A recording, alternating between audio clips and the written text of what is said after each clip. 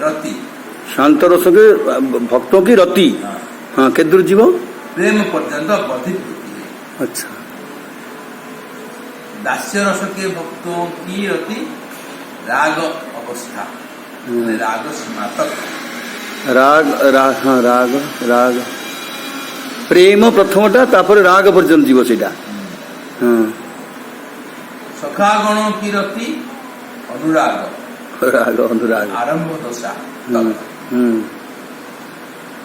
पिता माता की या वात्सल्य रति अनुराग की अंतिम सीमा तक। तथा कांता गणों की रति या मधुरा रति महाभाव की सीमा पर्यंत वर्धित होती है। भक्ति शब्द की अर्थ महिमा इस प्रकार है। महिमा इत्थम भूत गुण शब्देर सुनः व्याख्यान। इत्थम शब्देर भिन्न अर्थ गुण शब्देर आन। इत्थम भूत शब्देर अर्थ पूर्णानंदमय, जार आगे ब्रह्मानंद पूर्ण प्राय है। सनातन अब इत्थम भूत गण शब्द की व्याख्या सुनो। इत्थम शब्द के अर्थ भिन्न भिन्न है। इत्थम भूत शब्द का अर्थ है ऐसा पूर्णानंदमय।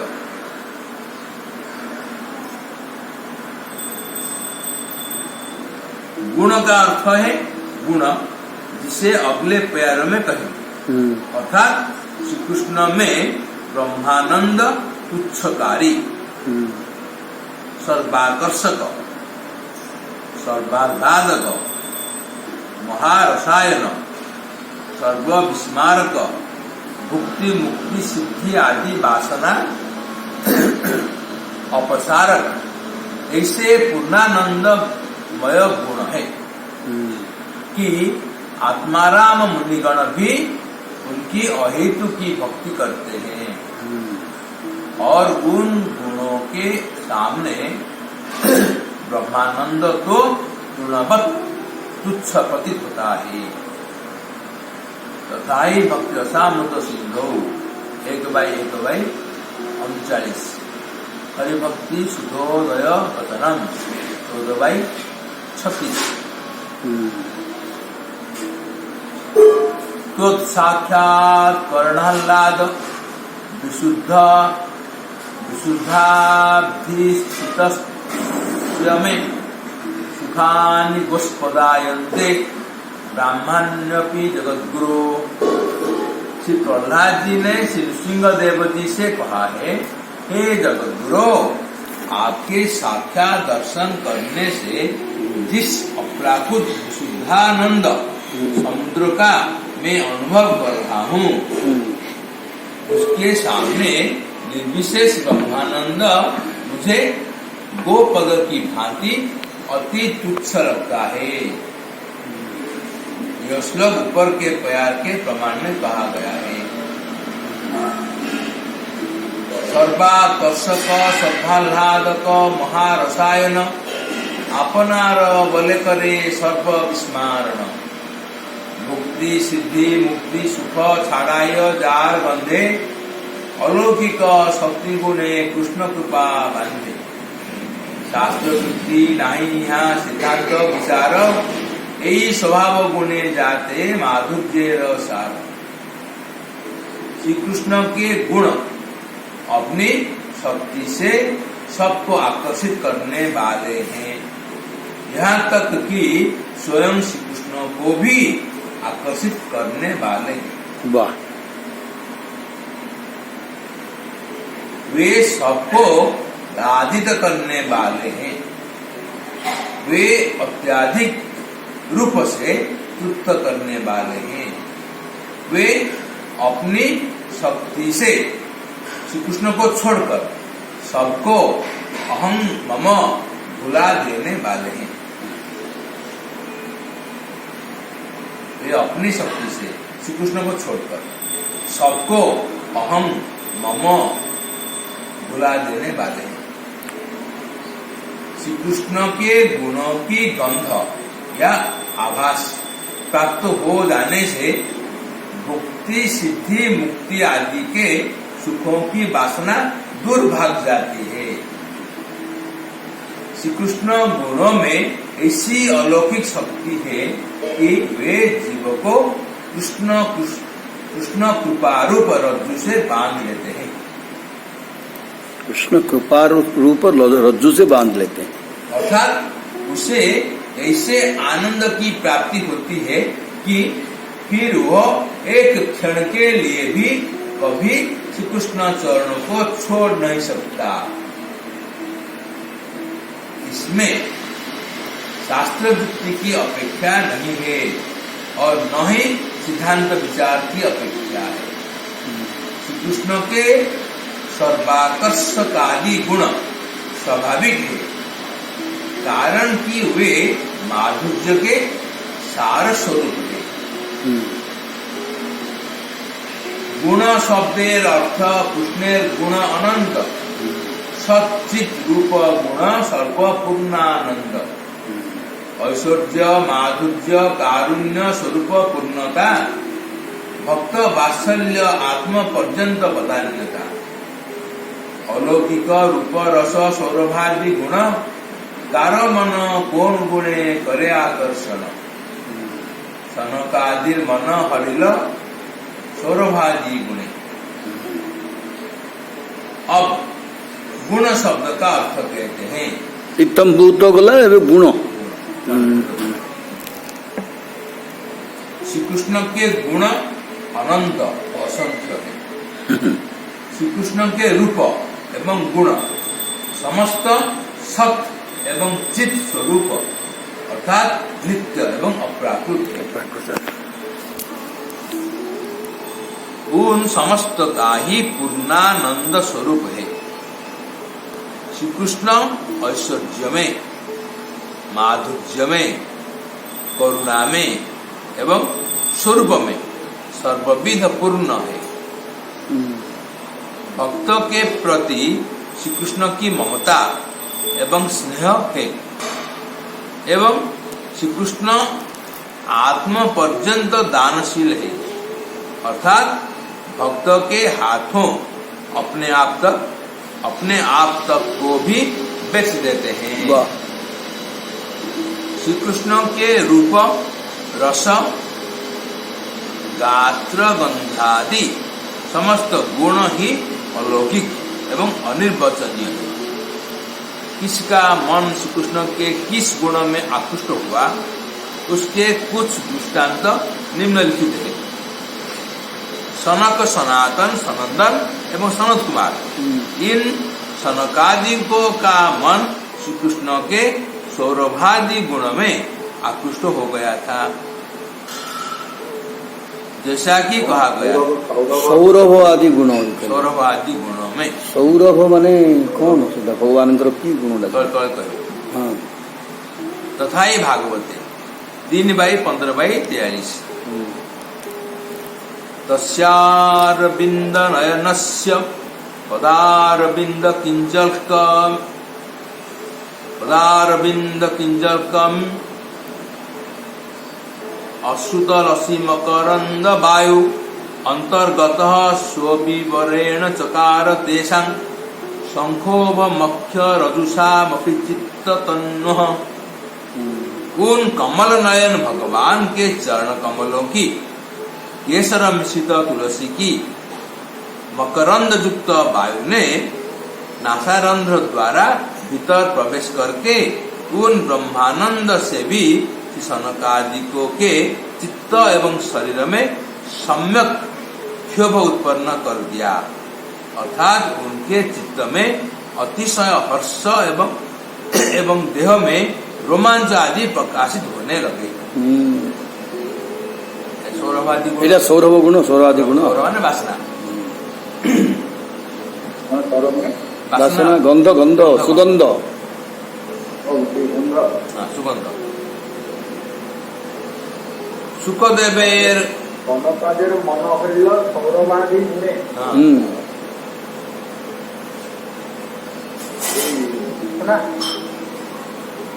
भगवान श्री चरणारविंद जो मकरंद जो झरुची ସେଇ ଗନ୍ଧକୁ ବାୟୁ ନେଇକି ବାୟୁ ଯୋଉ ନେଇକି ଦଉଛନ୍ତି ସେଇଟା ଗନ୍ଧଟା ବାଜିଲା ଯେତେବେଳେ ବୈକୁଣ୍ଠକୁ ଯାଇଥିଲେ ଆଉ ସେ ସମୟରେ ଯୋଉ ଗନ୍ଧଟା ତା ପୂର୍ବରୁ କହିଲେ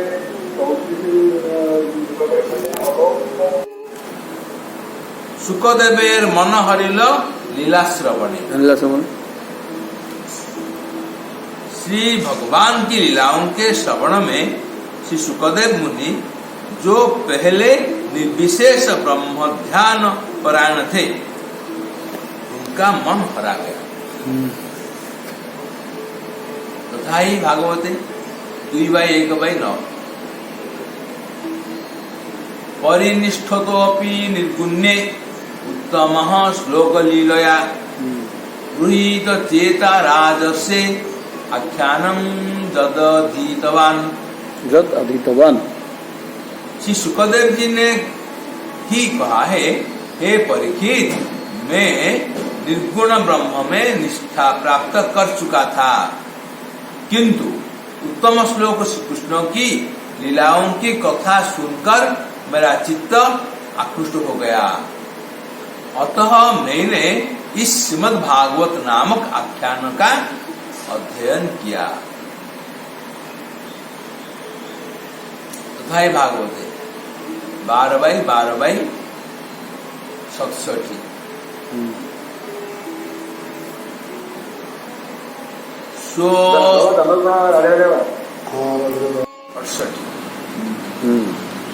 स्वसुख निभृत चेता तद्विदस्तान्य भावप्य इत रुचिर लीला कृष्ट सार स्तदीयम् यत्तनुत कृपया जस्तत्त्वदीपं पुराणं तमखिल बुद्धिनग्नं व्यास सूनुं नतोऽस्मि।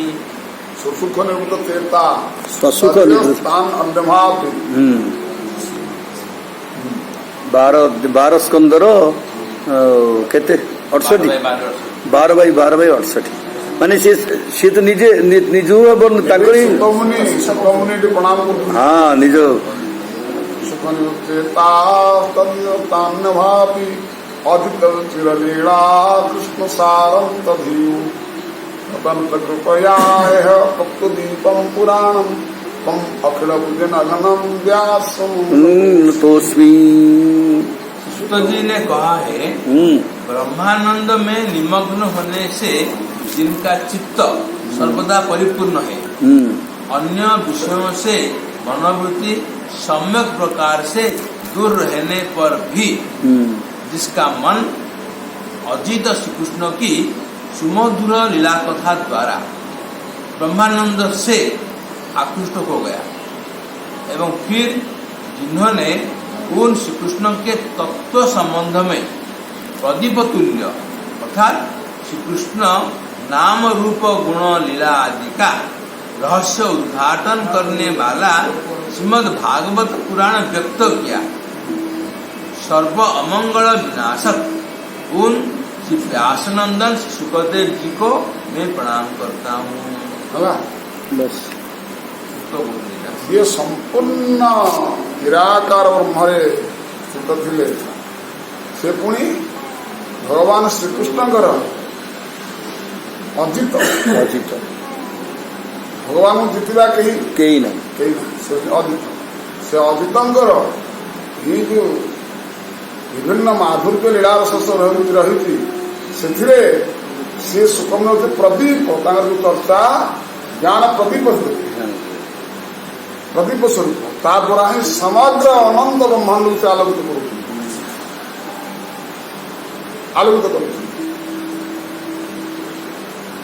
कौन कर भृजिनग्न हाँ विनग्न तत्त्वदीपम पुराण भागवतर जहाँ सब रही कौन कहले तमखिल भृजिनग्न अखिल भृजिन गण गण नाश करती सर्व अमंगल विनाश। हाँ सब अमंगल विनाश एभला जो गुरुजी को सुखों को प्रणाम कर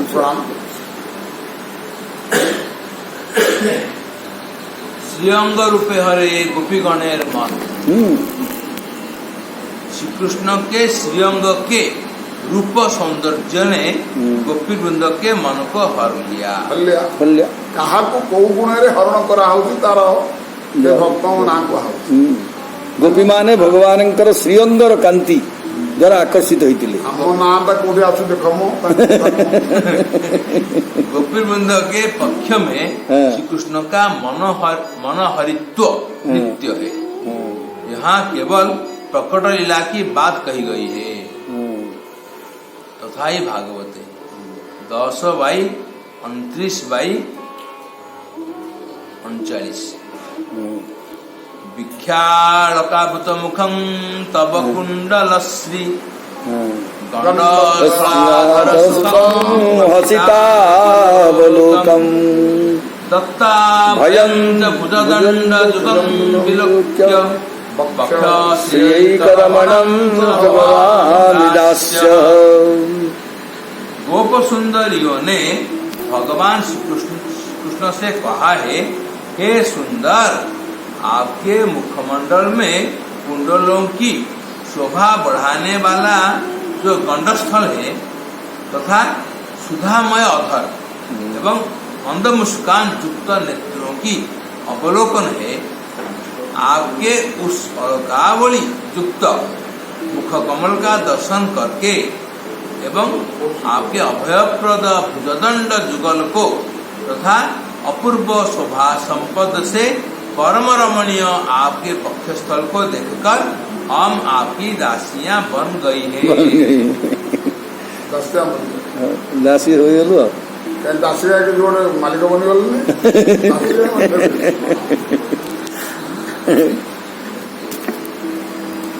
रूप गुण श्रवणे रुक्मिणी आदि आकर्षण।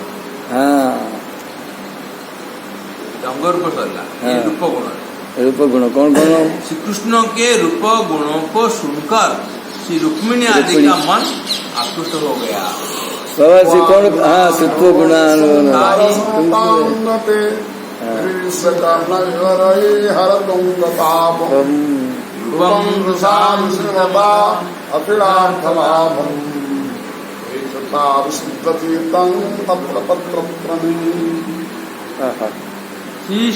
श्री कृष्ण को लक्ष्य करके श्री रुक्मिणी देवी ने कहा है, अच्युत हे अंग हे भुवन सुंदर, श्रोताओं के द्वारा कर्णपथ से भीतर प्रवेश करके चित्त के समस्त संतापों को हरण करने वाले आपके गुणों की कथा सुनकर एवं नेत्रवान व्यक्ति को नेत्रों की समस्त सार्थकता प्रदान करने वाले आपके रूप की कथा सुनकर मेरा निर्लज चित्त आप में लग गया है।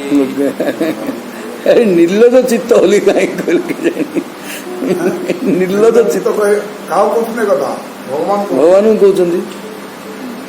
ନିର୍ଲଜ ସ୍ୱାମୀ ପାଖରେ ଗୋଟେ ସ୍ତ୍ରୀ ନିର୍ଲଜ ନିର୍ଲଜ ତୁମ ରୂପ ସୌନ୍ଦର୍ଯ୍ୟ ଗୁଣରେ ମୁଁ ନିର୍ଲଜ କହିଦେଲେ କେତେ ଯେ ସ୍ୱାମୀ ଆକର୍ଷଣରେ ଠିକଣା ଅଛି ବୋଲି ଭାବୁଥିଲେ ନା?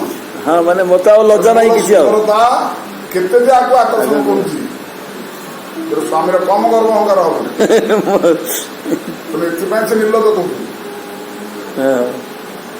ନିର୍ଲଜ କହୁଛି ଯେ ମୋର ଯୋଉ ଲଜ୍ଜା ମୋ ଲଜ୍ଜା ବସିଲ କୁଳବତୀ ଶିଳ ତାକୁ ମୁଁ ସମ୍ଭାଳି ପାରୁନି, ତେଣୁ ମୁଁ ନିର୍ଲଜ ହେଇକି ଏ କଥା କହିବାକୁ ଯାଉଛି। ନିଜର କେତେ ସୁନ୍ଦରତା ମାନେ କଣ କହୁଛି ନିର୍ଲଜ। ଆମେ ତୁମର ଏଇ ସବୁ ସୌନ୍ଦର୍ଯ୍ୟ ରୂପର ମୋହିତ ହେଇକି ଆମେ ଦାସୀ ହେବାକୁ ଯାଉଛୁ। ଜଣେ ସ୍ତ୍ରୀ ଜଣେ ପୁରୁଷ କଥା କହିଲା ବେଳେ ତାର କଣ ଲଜ୍ଜାକୁ ସେ ରକ୍ଷା କରିପାରୁଛି, ରକ୍ଷା କରିପାରିଲା। ଦେଖି ଥରେ ତାଙ୍କ ରୂପ କଣ ରମାଉମ ବିକିବେ ଚିତ୍ତ ବାବା ଗାନ୍ଧୀ ଗୀତର ଚିନ୍ତା ମିଳିବ। ଆଚ୍ଛା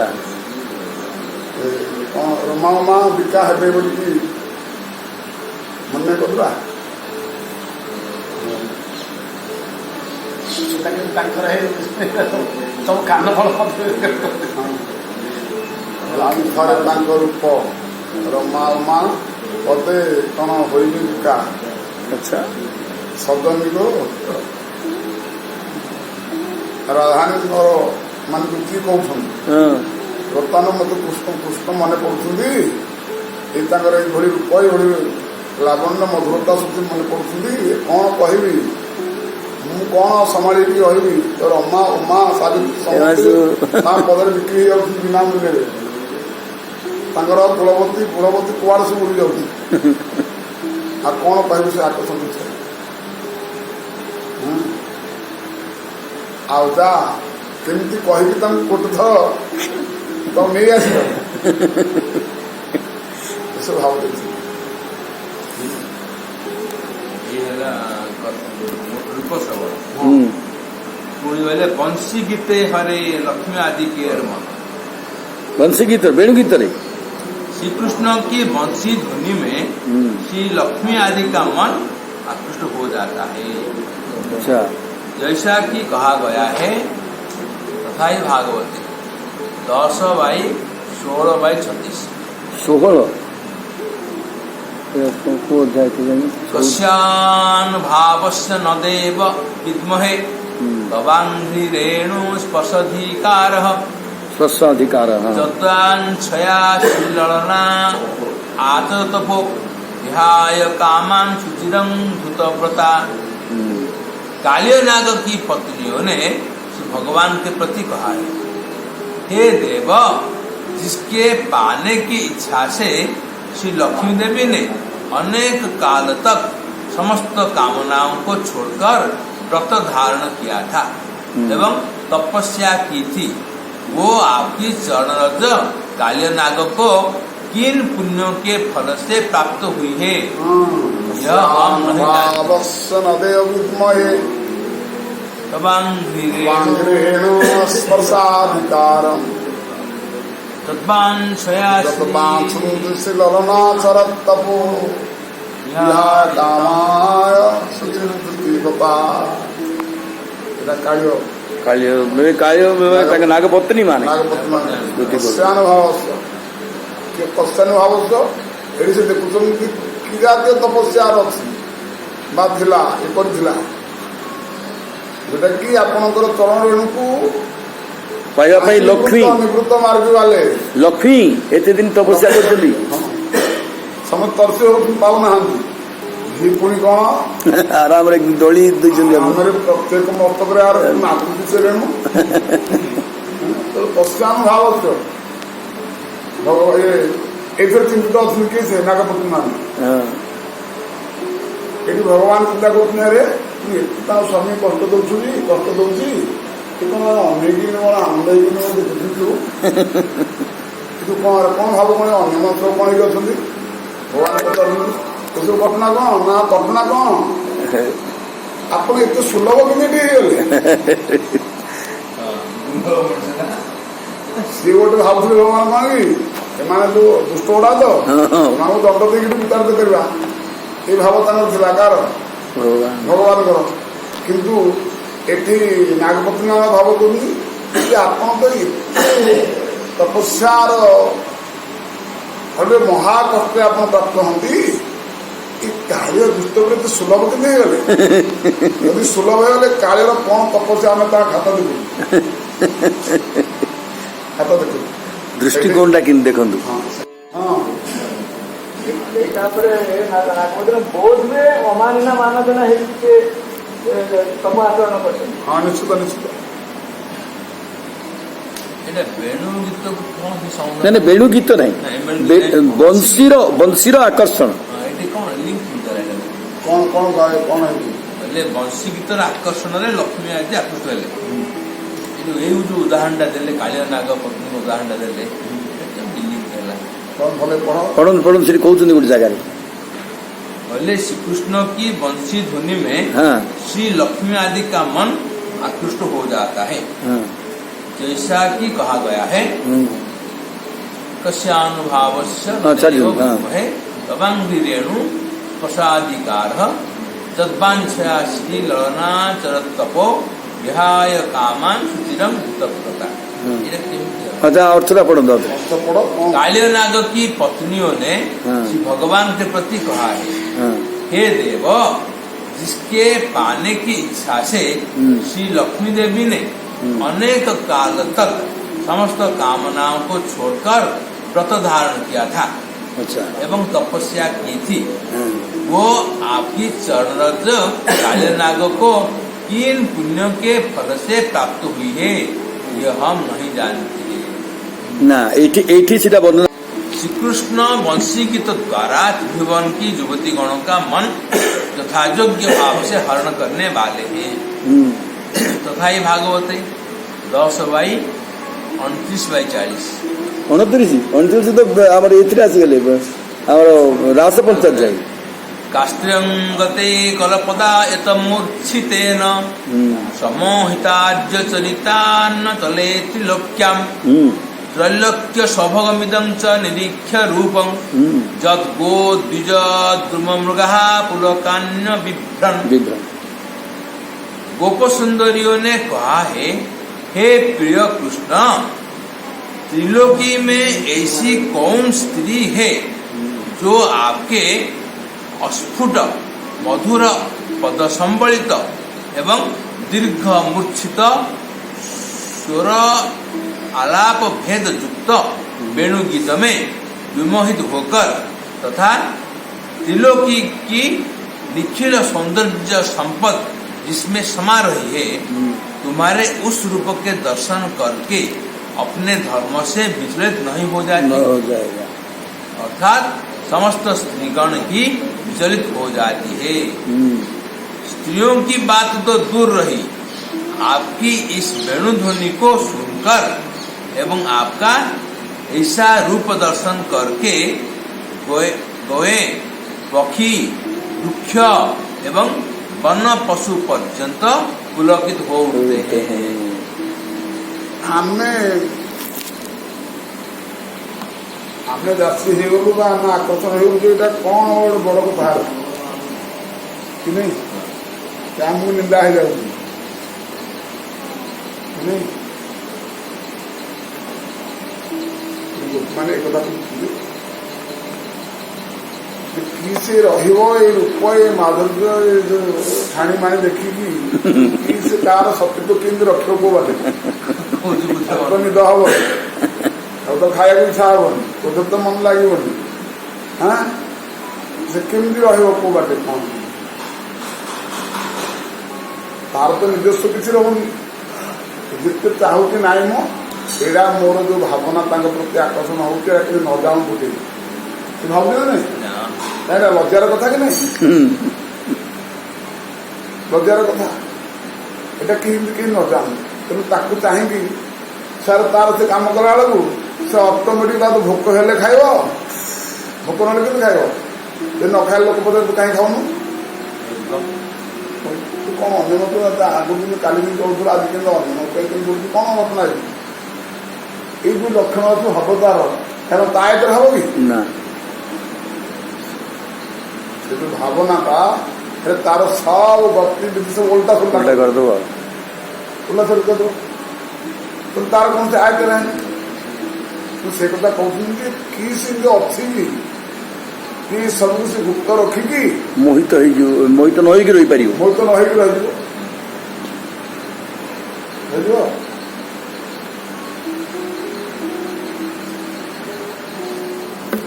कहले गुरुतुल्य स्त्री गणेर वात्सल्य आकर्षण दास्य सख्यादि भावे पुरुषादि गण। कौन ଯେତେ ଭଗବାନଙ୍କର ଗୁଣ ଦୃଷ୍ଟିରୁ ଆକର୍ଷଣ କଥା ସବୁ ପଡିଛି यार मेन पॉइंट कौन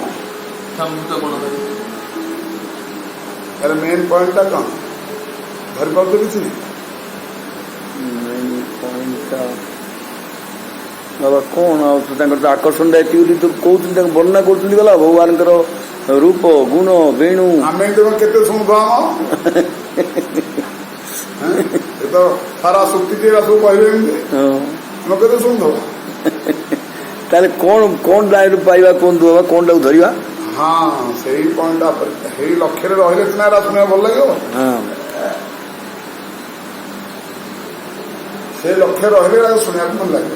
ହଁ ଭଗବାନଙ୍କର ଏଭଳି ଗୁଣ ଯୋଉଟାକି ପ୍ରଥମରେ ଆମର ସେ ପଏଣ୍ଟଟା ଉପରେ ଚର୍ଚ୍ଚା ଥିଲା ଯେ ଆମେ କାହିଁକି ଜାଣିପାରୁନେ, ସେଇ ତ ଅବସ୍ଥା। ସେଇଟା ହେଲା ତାର ମାନେ। ଆମକୁ କେବେ ଜଣା ପଡିବ ଆମେ ରହିଲା ଆମେ ଏକ ବାକି କଣ କି ଏଇଟା ସମସ୍ତଙ୍କୁ ଧରା ହେଲେ ଆମେ ମୁଁ କେବଳ ବାକି ରହିବି। ଆମେ ରହିଲା ବାକି ଶୀଘ୍ର ବଚନ ଦିଆ ଖାଣ୍ଟି ହଁ ସମସ୍ତେ କରିଗଲେ କିନ୍ତୁ ମୁଁ ରହିଗଲି ବାକି। କାହିଁକି ବାକି ରହିବି ନା ଗୁରୁ ବୈଷ୍ଣବ ଯଦି ଫାଙ୍କି ମାନେ ଗୁରୁ ଠକିଲି। ବୈଷ୍ଣବକୁ ଆଉ ମାନିଲି ଠକିଲି ତେଣୁ ମୁଁ ଭଗବାନ କୃପାରୁ ବାକି ରହିଗଲି ଆଉ ଇଏ। ବାକି ସମସ୍ତେ କରିଗଲେ। Very good. ବଢିଆ ଭଜନଟା ଯିଏ ମାନିଲି ସେ ଧରିଗଲା। ଆମେ ଏକଲା ରହିଲା ଆମ ବାକି। କାହିଁକି ବାକି ରହିଲୁ ନା ଗୁରୁ ବୈଷ୍ଣବ ଯଦି ଫାଙ୍କି ଠକିଦେବି ତାକୁ ଆଉ। ତେଣୁ ଯଦି ଏଇ ଗୁଣରେ ଯଦି ଏଇ ବର୍ତ୍ତମାନ ସବୁ ଆକର୍ଷଣ ହେଇଛନ୍ତି ହେଲେ ଆମ ପାଳି କେହି ପଡିବ ଆମେ କାହିଁକି ଆକର୍ଷଣ ହଉନି ଆମର କେତେବେଳେ ବା ଭୁଲ ରହିଯାଉଛି, ଆକର୍ଷଣ ହଉଛି ଆମେ କାହିଁକି ତାହା ଅନୁଭୂତି ହଉନି ଆମର। କେତେବେଳେ ଭୁଲ ରହୁଛି ଆଉ କେତେବେଳେ ଭୁଲ ଭ୍ରାନ୍ତ ଗୁରୁ ଧାରଣା। ବୈଷ୍ଣବ ଫାଙ୍କି ପରା ହଁ ସବୁ ଭ୍ରାନ୍ତି ରହୁଛି ଆଉ ଭ୍ରାନ୍ତି ରହୁଛି। ପ୍ରଥମ ଭ୍ରାନ୍ତି ମତେ ଲାଗୁଛି ବାବା ମୁଁ କେମିତି ଆଗ ଉଦ୍ଧାର ହେଇଛି ବୋଲି ଭାବୁଛେ ସବୁବେଳେ ମୁଁ କେମିତି ଆଗ ଉଦ୍ଧାର ହେଇଛି। କିଏ କାହା କଣ ହଉଛି ହଉ ମୁଁ ଆଉ କେମିତି ପଳେଇଥିବି ଖସିକି। ଏଇ ଯୋଉ ଭାବନାଟା ଏଇଟା ଗୋଟେ ମହାବାଧକ। ତେଣୁ ଯାହାର ଏ ଭାବ ନ ହଉଛି ଭଗବାନଙ୍କର ଗୁଣ ବିଷୟକୁ ବୁଝ ଆଉ ସେଥିପାଇଁ ଚିନ୍ତିତ ହୁଅ। ଚିନ୍ତିତ ହୁଅ। ମୁଁ ଏମିତି କେତେ ଦିନ ପର୍ଯ୍ୟନ୍ତ ସ୍କୁଲରେ ବସିଥିଲି ମୋ ସାଙ୍ଗସାଥି ପଳେଇଲିଣି ସବୁ ପାସ୍ ହେଇ ପଳେଇଲିଣି ଉପରକୁ। 2 କ୍ଲାସ 3 କ୍ଲାସ ପଳେଇଲି ମୁଁ ଏଠି ବସିଛି ମତେ ଲଜ୍ଜା ନାହିଁ ମତେ ଲଜ୍ଜା ନାହିଁ ପୁଣି ବସିଥିଲି କ୍ଲାସରେ। ଏଇଭଳି ସବୁ ଜାଣେ କହିଲେ ଗୁରୁତୁଲ୍ୟ ସ୍ତ୍ରୀ ଗণের বাৎসল্যে আকর্ষণ দাস্য সখ্যাদি ভাবে পুরুষাদি গণ পক্ষী মৃগ বৃক্ষলতা চেতনা চেতন প্রেমে মত্ত করি আকর্ষয়ে কৃষ্ণ গুণ। वयोवृद्ध स्त्रीगण श्री कृष्ण की वात्सल्य भावमयी प्रीति में आकृष्ट हो जाती है। पुरुष उनके दास्य एवं सख्य आदि भावों में आकृष्ट हो जाते हैं। स्त्री पुरुष लक्ष्मी आदि पर्यंत सबको तो कृष्ण गुण आकर्षित करते ही है। यहाँ तक कि पक्षी पशु वृक्ष लता आदि जितने भी चेतन अचेतन इस त्रिभुवन में है उन्हें अपने प्रेम में मतवाला करके श्री कृष्ण के गुण अपनी ओर खींच लेते हैं। जैसा कि पहले भी कहा जा चुका है तथा ही पूर्व श्लोक परार्थम 10/29/40 त्रैलोक्य सौभगमिदं च निरीक्ष्य रूपं जद्गीत द्विज ध्रुव मृगः पुलकान्य बिभ्रन्। त्रिलोकी की निखिल सुंदरता जिसमें समा रही है ऐसा जो आपका रूप है उसे देखकर गोए पशु वृक्ष वन पशु भी पुलकित हो उठते हैं। ମାନେ କଣ ଆଉ ରାସ ପଦରେ କଣ ଛାଡିଛନ୍ତି ଆଉ ଭଗବାନ ସର୍ବୋଚ୍ଚ ସର୍ବୋଚ୍ଚ ସର୍ବୋଚ୍ଚ ଭାବ ରାଜ୍ୟର ଏକଦମ ସର୍ବୋଚ୍ଚ ସୀମା ସବୁ କାସ୍ତ୍ୟଂ ଗତେ କଳ୍ପଦାୟତ ମୂର୍ଚ୍ଛିତେନ ମୋହିତା ত্রিলোক্যাম त्रैलोक्य সৌভগমদম তনিরীক্ষরূপম যদ্গো দ্বিজমৃগা পুলকান্যবিভ্রন।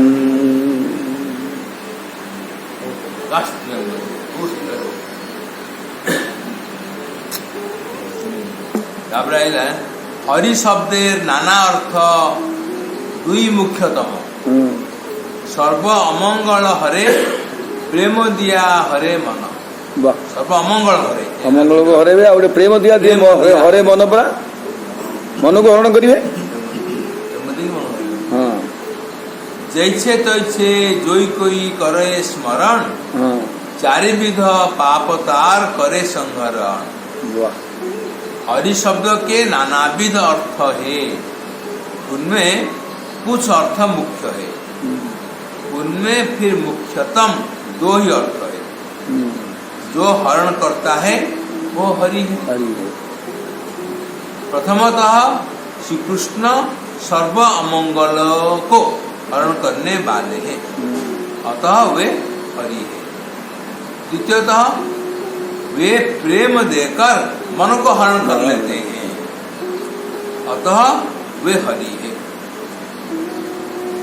वे अमंगल कैसे हरण करते हैं उसे अगले प्यार में कहते हैं। जो कोई भी श्रद्धा अश्रद्धा, इच्छा अनिच्छा, स्तुति निंदा, जिस किसी भी प्रकार से उनका स्मरण करता है, वे उसके चार प्रकार के पापों को हरण या नाश करते हैं। चतुर्विध पाप कौन कौन हो जानी बना है किसी टीकारे कहले श्रीहरि के स्मरण में देश काल पात्र एवं अवस्था की कोई भी अपेक्षा नहीं है। स्मरण मात्र से वे चार प्रकार के पापों को नाश कर देते हैं। चार प्रकार के पाप ये हैं, पातक, उपपातक, अतिपातक तथा महापातक बाबा अथवा कूट जो प्रारब्ध भाव में भोगा जा रहा है। बीज जो वासनामय पाप है वासना शरीर अच्छी फलोन्मुख जो प्रारब्ध रूप है तथा अप्रारब्ध फल जो अभी भी कुटा आदि के रूप में कार्यावस्था को प्राप्त नहीं हुए। फलोन्मुख जो प्रारब्ध रूप है तथा अप्रारब्ध फल जो अभी भी कुटादि के रूप में कार्यावस्था को प्राप्त नहीं हुए। माने प्रारब्ध रूप रही किंतु फल को प्राप्ति है सीधा अच्छा पाप जाक पाप कर्म जाक हाँ गच्छित गच्छित संचित संचित ସେଟା ରିଜର୍ଭରେ ଅଛି रिजर्व रही ରିଜର୍ଭ ଅଛି ଆଉ କଣ ଆଉ ଗୋଟେ ରହିଗଲେ ବୋଧେ यह स्मरण रहे कि पापादि का नाश श्री हरि स्मरण का मुख्य फल नहीं है। श्री हरि स्मरण का मुख्य फल प्रेम प्राप्ति। प्रेम दान करके मन को हरण करवाटा श्री हरि स्मरण से पाप नाश होते हैं। इसका प्रमाण मानवा पापरता जे मानवा पापरता तु सर्वदा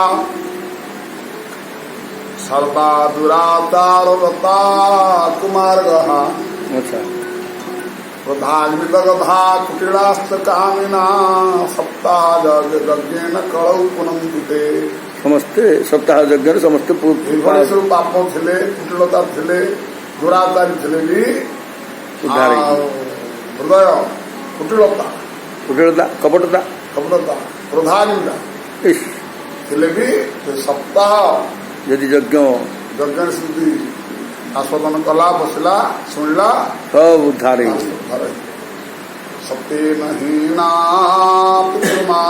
सका हाँ सत्य नहीं ना पितृमाद सका आश्रम धर्म हरिस्मरण का मुख्य फल नहीं है। श्री हरिस्मरण का मुख्य फल प्रेम प्राप्ति है। श्री हरिस्मरण से पाप नाश होते हैं, इसका प्रमाण देते हैं। तथा ही भागवते 11/14/19 तथा अग्नि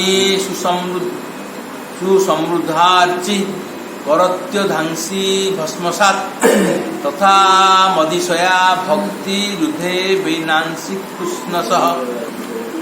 भगवान श्री कृष्ण ने कहा है, हे उद्धव, प्रज्वलित अग्नि जैसे समस्त काष्ठ राशि को भस्मीभूत कर देती है, उसी प्रकार मद विषयक भक्ति समस्त पापों को निशेष रूप से जला देती है। एटा तो ठीक अच्छी भगवान भक्ति बा गुण बा हरि शब्द को अर्थ कर हरि कौन कहीपे तार सामर्थ्य कौन महिमा कौन हरि शब्द तो समस्त पाप को तो ध्वंस करदेव बोली कहा तेणु से पापरा कौन हो एटा तो शुणला बेले धर्म को पाप अर्थ को काम पाप मोक्ष को पाप पाप कहवा केतु आम चित्त सही पार्टी हाँ सेटा देखा पड़ो ना देखा पड़ो से देखा पड़ो आईटी तो बाबा ये बड़ी स्तुति कले भगवान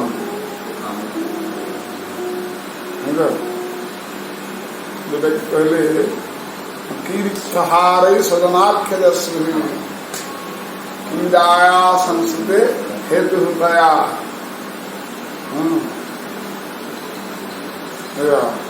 मिथ्यासु जन्म जननी नहीं ध्रुवंत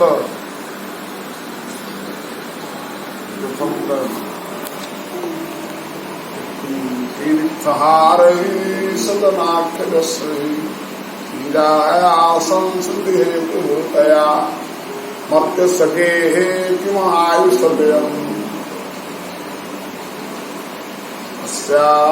ध्रुवंत प्रथम पदरा निजर परिवार को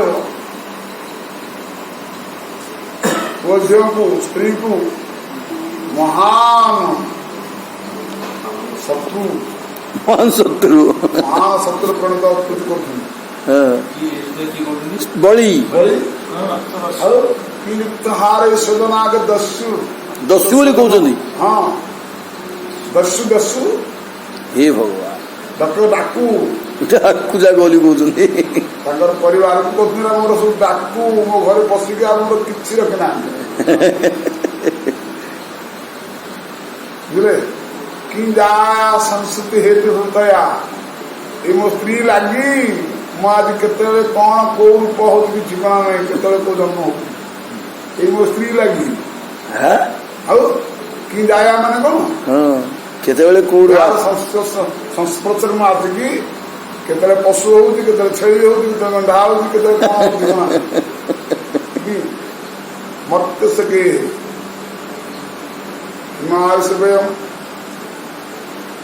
जो आयुष टिके अच्छी यही मान सागर हटाइया दिखाई आयुष टिके तो जाऊ प्रभु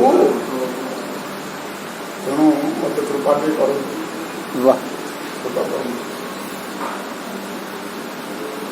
कीर्तहारे सजनाख्य कि जाया संस्कृति हेतु भूतया मत्स्य गेहे आयुष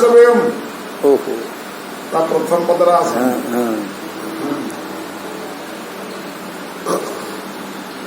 जो अंत कौन जो प्रथम से निजर स्वजन वर्ग को दस्यु निजर स्त्री कहते कि मोर परम शत्रु या लगी मोर आदि दशा जन्म जन्मांतर आज एक कहते भगवान सामने कुह आम धर्म अर्थ काम महापात्र कहला बेले आम कहीपर ना जे कहले आम संभाली पार भक्ति क्या भल पाचे आदर करुचे निजर धर्म अर्थ काम को पातक पापी बोले भक्ति हो भक्ति आदर भक्ति के आदर करते बोलिए ये प्रमाण मिल तुम भगवान निजर हेल भगवान सर्वस्व आत्मप्रदान बलि प्रदान कले ନିଜ ସ୍ୱଜନକୁ ଦସ୍ୟୁ ବୋଲି ଏଥିରେ ସ୍ୱୀକାର କଲେ। ଉଫ୍।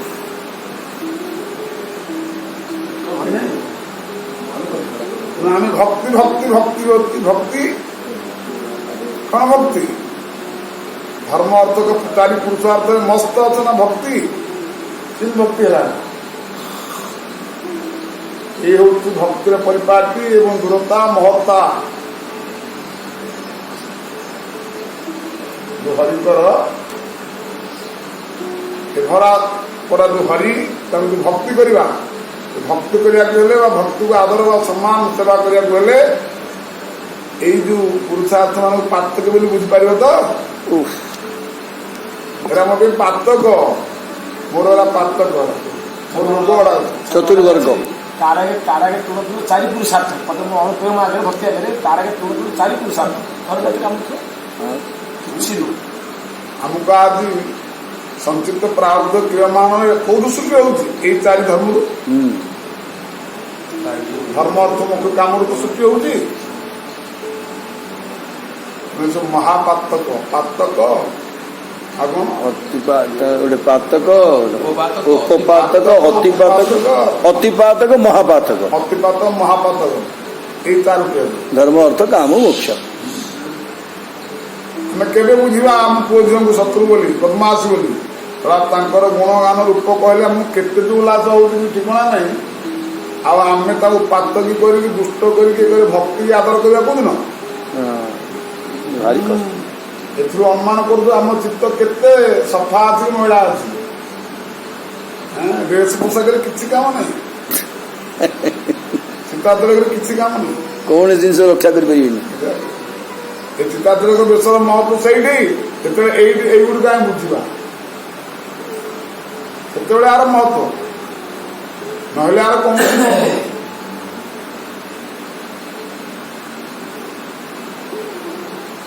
ସ୍ୱାମୀଜୀ ହେଇକି ସ୍ୱାମୀଜୀ ପଦଯାତ୍ରା ହେଲେଣି,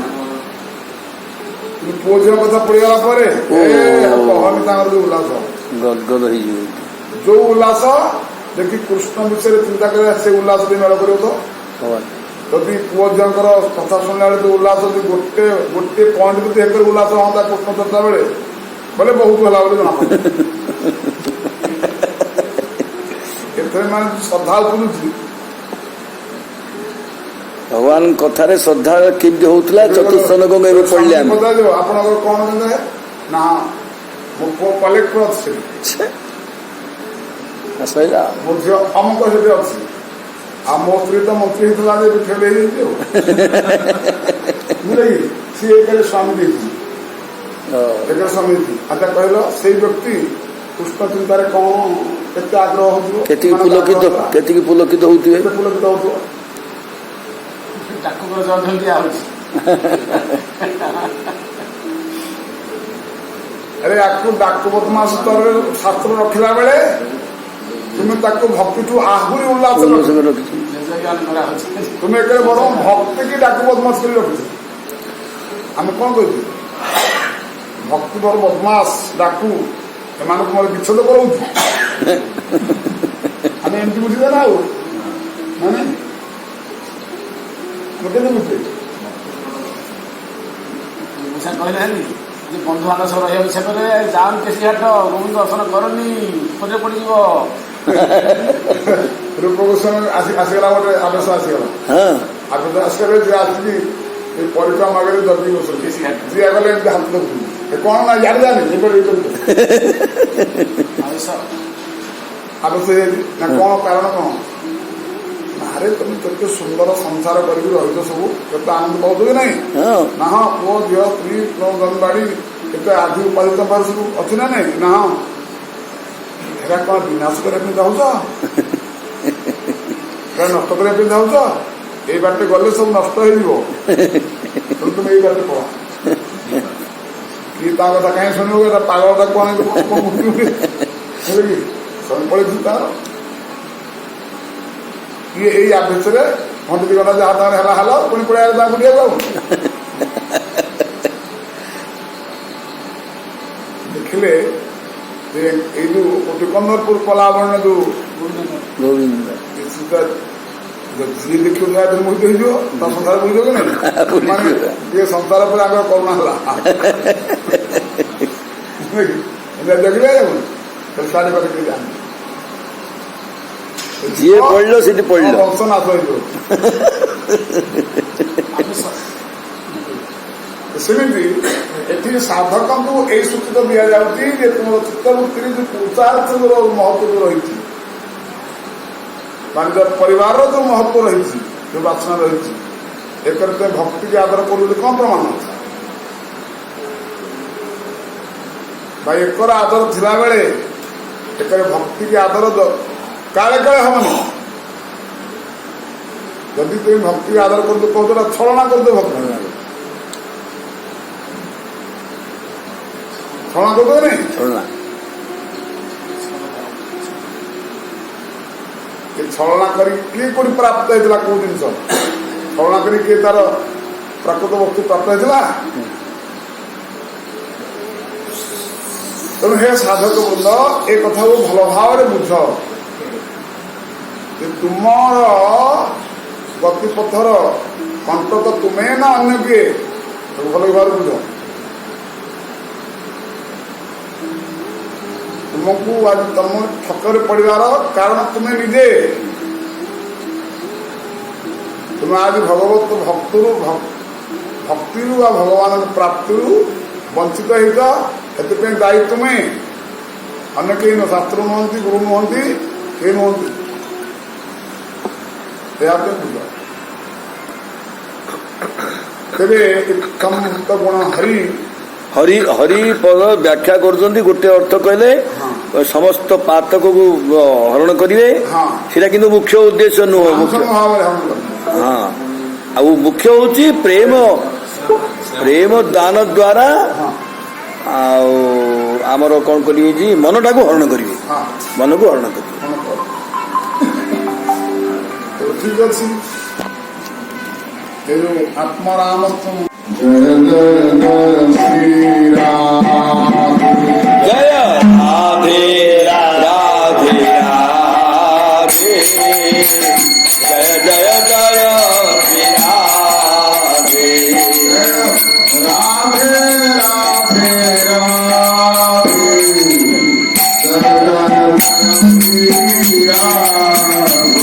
जय राधे राधे राधे जय जय श्री राधे राधे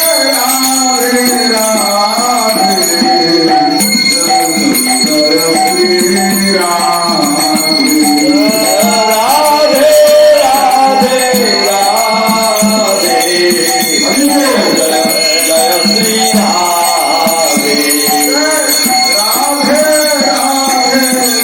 राधे